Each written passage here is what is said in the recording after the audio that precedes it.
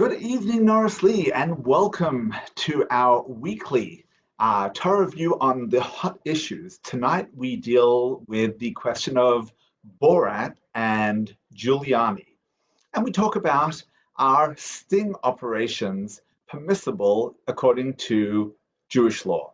Now, of course, this stems from the most famous scene in the latest Borat movie, where Borat sends in a somebody who is meant to be reporting about the elections to sit with President Trump's lawyer, Rudy Giuliani. And after the so-called interview, she invites him into the next room, into the bedroom. And then there is a scene where he is placed into a compromising position, and he claims that nothing was happening. He says he was just adjusting or removing his microphone or tucking in his shirt. Of course, Sacha Baron Cohen claims that the viewers should decide for themselves, and he draws a different conclusion. But it leads us to wonder the general question: are sting operations permitted? So, for example, am I allowed to entice someone into a compromising position, into a situation of criminality, potential criminality, right? Set up a potential drug purchase, for example, and that way trap them to disobey the law. Is that allowed or is that not allowed? So that's not a truthful situation. And in fact, I've caused them to sin. And maybe it's not allowed from the outset. Maybe I have to be honest in my dealings. So, what does the Torah have to say about it? For those who haven't seen the source material, it can be found both on the social WhatsApp group and on the Facebook page. The first source that we're going to look at is a pasuk in the Torah. The verse says in Vayikra, Leviticus 19:14. It says, "Lo sekalel cheresh v'lifnei lo sitein mechshol v'yiresim alikecha ani Hashem." You shall not insult the deaf or place a stumbling block before the blind. You shall fear your God. I am Hashem. So we know our sages tell us this notion of do not put a stumbling block before the blind doesn't only mean literally not to put an actual physical stumbling block, but figuratively speaking, anybody who is blind to any situation, one may not cause them to sin. So I can't serve somebody, for example, serve somebody not kosher food, and they think that they're eating kosher food and they're about to eat it because they know that I served it to them. I didn't eat the food, and yet I sinned by placing that stumbling block before that blind person and caused them to sin. So that's a sin on its own. So here, presumably, when Sacha Baron Cohen sets Giuliani up for a potential sin, he would be transgressing the prohibition, thou shalt not put a stumbling block before the blind. So do we have any situation where the Torah would permit placing a stumbling block before the proverbial blind person? So we open up our parsha of Miketz, and we find that Joseph, who has been sold into slavery by his brothers, ends up in Egypt, and he's in Egypt and he goes through the ordeal of being thrown into prison. He eventually comes out and he is now the viceroy of Egypt, and he is in charge of all of the finances. He's in charge of all of the sustenance, and everyone from all of the surrounding region is coming to gain sustenance from Egypt. One day, into the palace walks Joseph's brothers. Joseph recognizes them. It's some 22 years later. They don't recognize him. They sold a little kid. He was only 17. He is now a 39-year-old young adult, full beard. They don't recognize him. He recognizes them, and he begins to treat them with contempt and derision. He accuses them of being spies. He takes one of their brothers, Simeon, and sends them back. They come back. He eventually takes Benjamin, their youngest brother, and right afterwards he eventually reveals himself and says, oh, this is me, I'm Joseph. But what right did he have in the meantime to treat them the way he treated them? So listen to what the Torah says. So we look in, first of all, in the verse in Bereshit 42:7. Vayar Yosef is a Chava Yakirem. Joseph saw his brothers and he recognized them. Vayisnaker Alehem, and he acted strangely towards them. By the very Tomkashos, and he spoke to them harshly. Vayem Alehem, and he said to them, Ma'ayin Basem, from where have you come? Vayem, and they said, Me'eretz Canaan Lishbar. No, we're just here from the land of Canaan to gain some food. And he says, no, I suspect you are spies. Now, why does he do that? Why does he persecute them? Why doesn't he immediately just embrace them and say, I've missed you all along. I am Joseph, your brother. Why does he put them through all that torment? Says the Kli Yakar, Mashatzir es Achav. This that Joseph antagonized his brothers, Asa calls it Lamarik Avonam. He did it in order to cleanse their sin. But Mashamachrachem v'Gadol Avonam Minsoy Tzrichen Mirak Yisur Mida K'neged Mida. What he wanted to do was to cleanse them of the sin of having sold him into slavery. How? Now, they took their little brother Joseph, who was the favored child, and they said, we're envious of him and we need to get rid of him. And at all costs, they got rid of him. So now they had the same opportunity to do the same thing with Benjamin. They could have simply let Benjamin go, and they would, presumably, Benjamin was now the favored child, the only child of Rachel, still surviving to Jacob. So they probably felt the same contempt towards him. So Joseph wants to test to see whether they have repented of their ways or whether they're going to act the same way to Benjamin as they did to Joseph. Why? Based on what? Well, we look in Rambam, Maimonides' Laws of Repentance, chapter 2. And the Rambam says, Ezoyi tshuva gemura. What is a complete form of repentance? Perish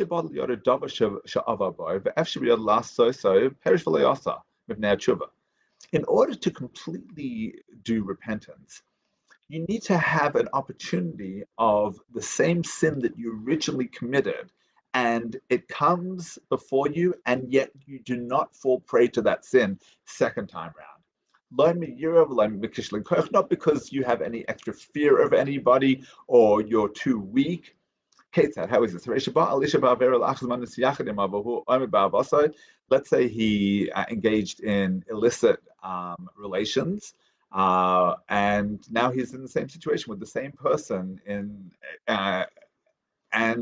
he has the same opportunity. And he separates and he doesn't sin. So this is the definition of a complete penitent. So according to the Kli Yakar, what Joseph wants to achieve here is that his brothers will be considered complete balei tshuva, complete penitents.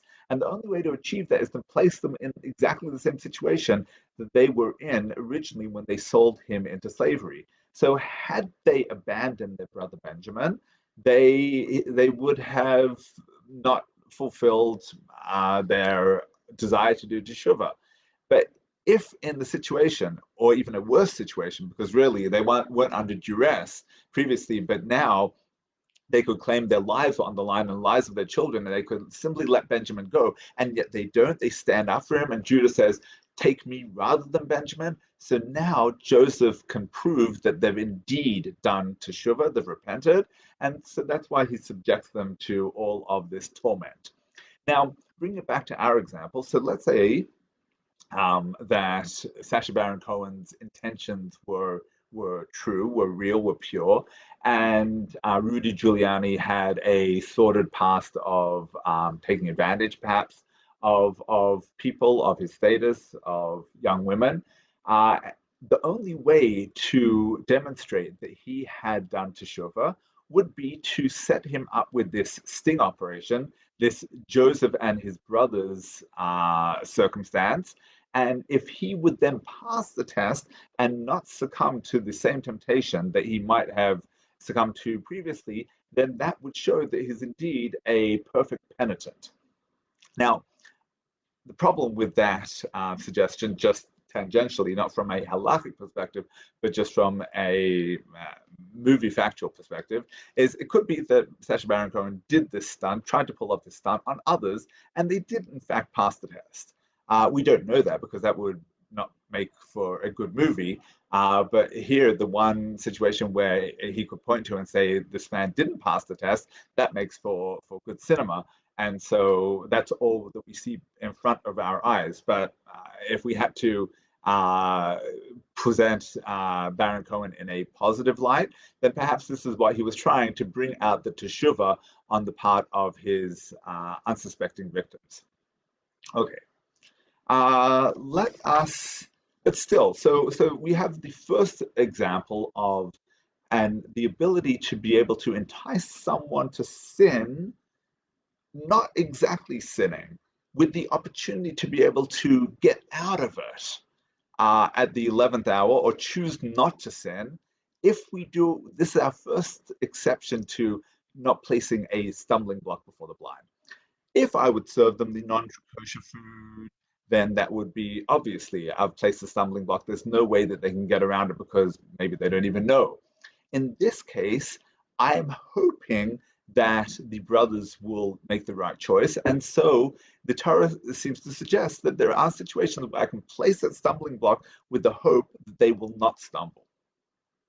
Another example of when we might place a stumbling block before the blind, and yet we choose to do so, even though there might be unintended negative consequences.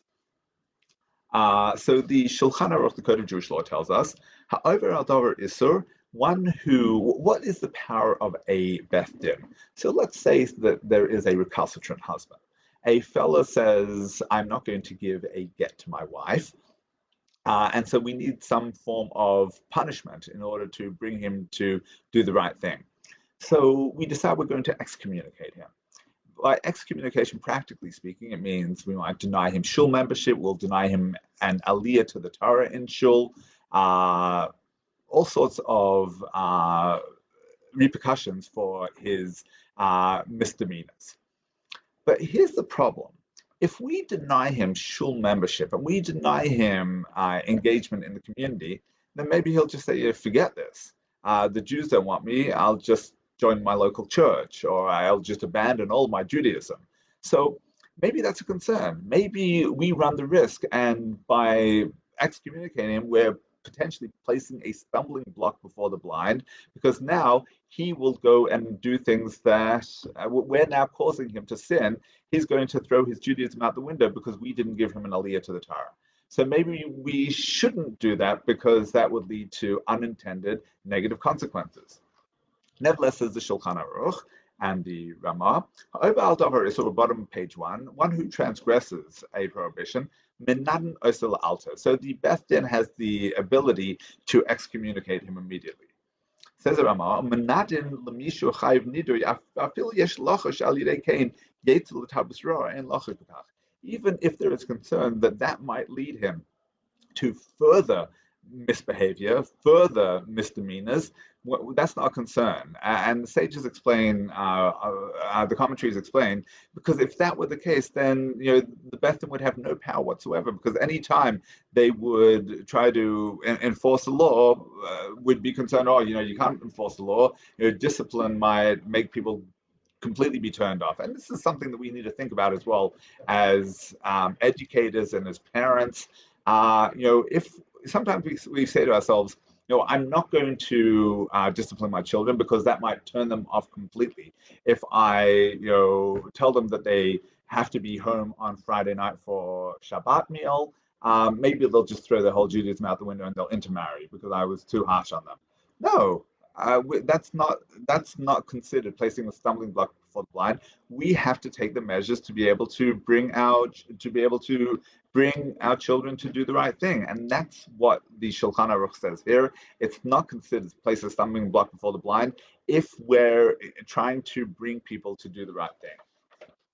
Let's find the next example of when we might engage in something that would ordinarily feel like it's improper behavior, but for the ultimate reason we do engage in it. In other words, a situation where the end justifies the means. So again, bring it back to our case here of Borat and Giuliani.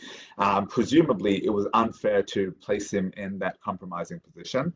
But if he was hoping that he would do teshuva and pass the test, and he'd be able to demonstrate this is a man of good conscience, then placing him in that difficult, challenging situation would ultimately bring out the show how wonderful he is. So we might say that the end justifies the means. So do we say that? So let's see. Do we have an example? We look on page 2 at Bamidbar,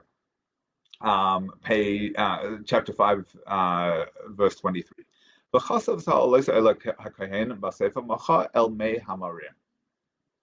When a husband suspects his wife of infidelity, then he is able to engage in the sota process. Now, in order for this to happen, he must have warned his wife, please don't seclude yourself with this other fellow. And then witnesses came and said, yes, she didn't indeed seclude herself with him. And so the fellow says, well, look, now we're going to have to test whether you were faithful or not.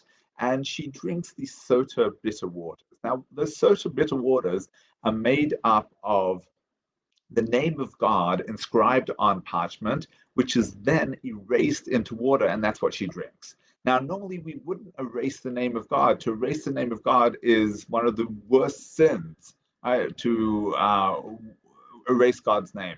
And yet, here is the exception. And the Torah is teaching us something very powerful. What's the Torah teaching us? Well, let's look, Bamidbar 5:23. You shall write these curses, you should write it into a book of parchment. Then he needs to erase it into the bitter waters. Says the Medrash. Let us draw the following a priori argument. If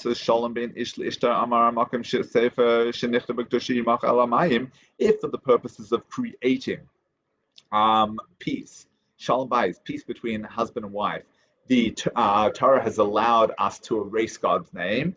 Sifrei Minach Matil and Eva Vikina. When it comes to the books, let's say you had a Sefer Torah that was written by an apostate.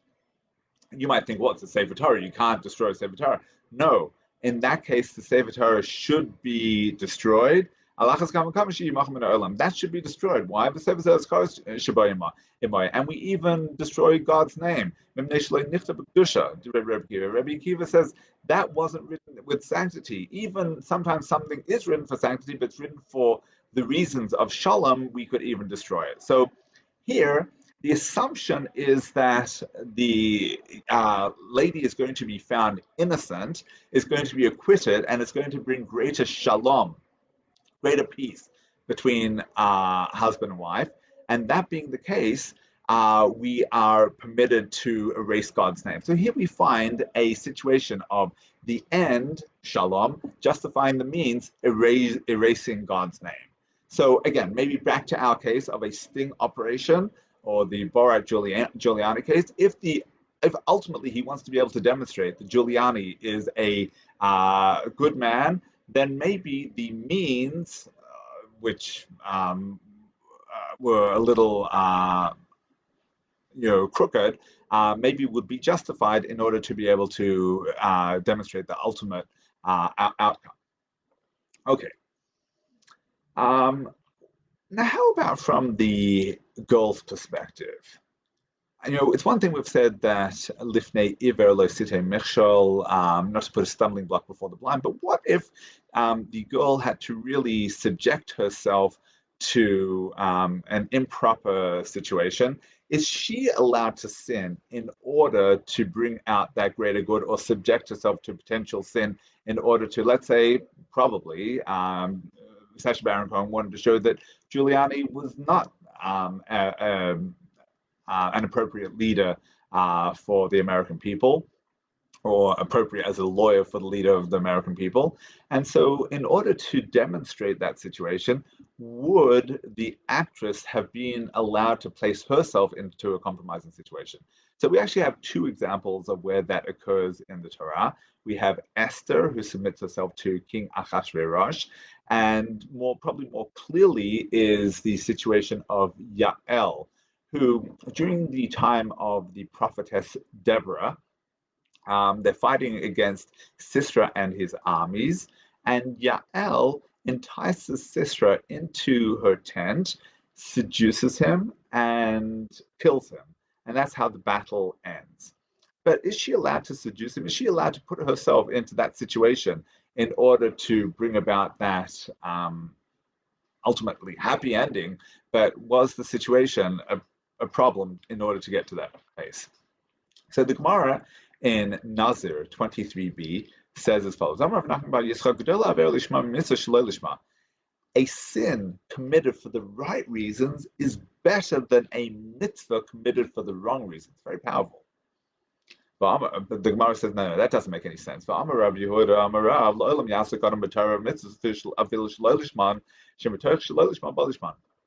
it's not true that we tell people don't do a mitzvah, better not to do a mitzvah for the wrong reasons, than better not to do the mitzvah at all than do it for the wrong reasons. No, better to do it for the wrong reasons, because eventually, if you habituate yourself to doing it for the wrong reasons, eventually you'll do it for the right reasons. So what is the statement then of Rav Nachman bar Yitzchak? That doing a sin for the right reasons is just as good as doing a mitzvah for the wrong reasons. It's written,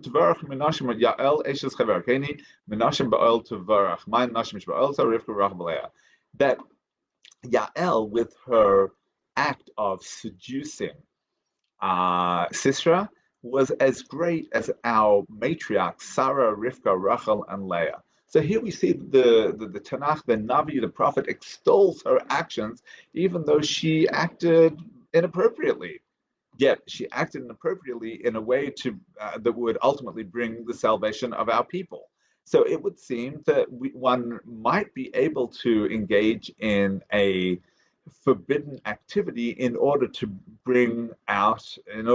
eventuate a positive outcome. Okay, over the page. Next page. So let me actually just read Rashi on that piece there, sorry. Tavarach, she should be blessed. She did a sin for pure reasons, pure motives, in order to weaken that wicked man, in order that she should be able to kill him. Okay. All right. So we do see that there are instances where one can place oneself into a sinful situation in order to bring about the ultimate good. What about lying? I mean, the whole interview with Giuliani was set up under false pretenses. So we see that lying, normally we say midvar sheker tirchak, distance yourself from matters of falsehood. But there are situations where one may lie. For example, in this week's parsha, the angels appear to Abraham and they say, you will have a child. Now, mind you, at this point, Abraham is 99 years old and Sarah is 90 years old. Sarah is in the next tent. She's listening on and she says, no, seriously? That makes no sense. My husband is so old, he can't have children at 99. So when God reports the conversation back to Abraham, what does he say? God says to Abraham, why is Sarah laughing, saying, I'm too old to have a child? So when he reports it back that Sarah said that she's too old. Not that Abraham said that he's too old. Not that Sarah said that Abraham's too old. Rather, she said about herself that she was too old. So Rashi says, God changes, God lies, God tells a white lie to Abraham that she was talking about herself rather than Abraham in order to protect their shalom bayis, their peace at home, their relationship. So here we see that there are instances that one may lie for the sake of an ultimate good. Right? Another example we have is the high priest Aaron, who was Oev Shalom Verodev Shalom. He loved peace and he pursued peace. Our sages tell us if he knew that a husband and wife or two former friends had been feuding, he would go to each party and he would say, I was talking to your husband and he feels so terrible and he wants to make up with you. Go to the wife and say, I was talking to the husband, say, I was talking to your wife and she feels terrible. She wants to make up with you. They would come together and they would make shalom. Now, had either of them had that conversation? No, but he tells a white lie in order to be able to bring out that greater good. So again, it would seem from here that perhaps Sacha Baron Cohen could set up that situation under false pretenses in order to be able to create a situation of greater good. So what is the determinant? How do we know when are we allowed to engage in putting a stumbling block before the blind, and when are we not allowed to? So it really comes down to intent, and this is really difficult because one person makes things a little complicated in terms of the relative morals of different people. But let's see what Rav Sternbuch says in Chuvas Banhagas. He says like this. He was asked the question, Shaila, Ben Baal Tshuva, a son who had become a Baal Tshuva, he'd become observant of mitzvahs, started to lead a religious lifestyle. Mazbin Harav L'Suda Slel Shabbos, he wants to invite his parents to the Friday night Shabbat meal, but he knows that they're going to drive home. Is he allowed to do it? Well, what's the issue? Hine, Tainus Abainhi, the contention of the son is Shabaderach Zu, whom Karas Harav Liadus. On the one hand, he is drawing them closer to Judaism, to Jewish practice. But he's concerned that he is causing them at the same time to desecrate Shabbos. How is he drawing them near when he's making them drive on Shabbos? On the other hand, they're anyway going to drive on Shabbos. It doesn't bother them. And his hope is that little by little they will be drawn near to Judaism. So may he engage in this essential lifnei iver, putting a stumbling block before the blind, inviting them over, causing them to drive on Shabbos for a greater good that one day they might stop driving on Shabbos. So he answers, Nira, you have to understand the basis of the prohibition of putting a stumbling block before the blind is the way that one would put a stumbling block before the blind, in other words, to trip them up. But if you're ultimately placing whatever you're doing in order to enhance, in order to provide benefit for the other person, that's not called placing a stumbling block to trip them up. Just like a surgeon who makes an incision, right? And an anesthetist who knocks the person out. He knocked him out. How could he do such a thing? He put them in danger. General anesthetic is dangerous. No, he's doing it ultimately for greater good in order to be able to cure them. So according to Rav Sternbuch, the prohibition of not putting a stumbling block before the blind is only when you're trying to trip the other person up. But if you're ultimately aiming for their good, then you are allowed to do it. So which brings us back to our situation here. So it really comes down to intent. What was Sacha Baron Cohen's intention when he when he placed a stumbling block before Giuliani and tried to trip him up? Was it that he was trying to act like Joseph and demonstrate that Giuliani was a good man, is a good man, and would not sin? And he wanted to show the world how wonderful he is, and he's done teshuvah, and it's ultimately for his benefit. If that's the case, then according to Rav Sternbuch, that would be permissible. He would be like Joseph, bringing out the best in Giuliani. However, if his intention the entire time was in order to demonstrate, in order to hope that he would fail the test and make a fool of himself, then that would be prohibited. That would be a situation of placing a stumbling block before the blind. Now, how that would apply to police in their engagement of sting operations to trap someone who they assume to be let's say, someone who was engaged in buying and selling prohibited substances, illicit substances. So they're creating a stumbling block in order to trip this person up and catch them red-handed. So I'm not sure what Rav Sternbach would do. Presumably, he would say that this would be acceptable for the good of society in order to put this person away. At which point, maybe Sacha Baron Cohen would make the same argument about Giuliani, and he was really doing this for a greater good to serve society, and this wasn't just in order to gain ratings for his movie. Hard to tell and probably impossible to know, but these are some of the concepts that we have in the Torah and Halacha regarding sting operations, regarding placing people in compromising positions for a greater good, greater purpose. But once again, we see that the Torah, which is an eternal document, has the answers, has sources, has material to guide us for all eternity. Thank you very much. Unfortunately, there will not be an in-person shiur on Shabbat as we are going into lockdown. Wish everybody only mazel and bracha and good health and only good things. Have a good night.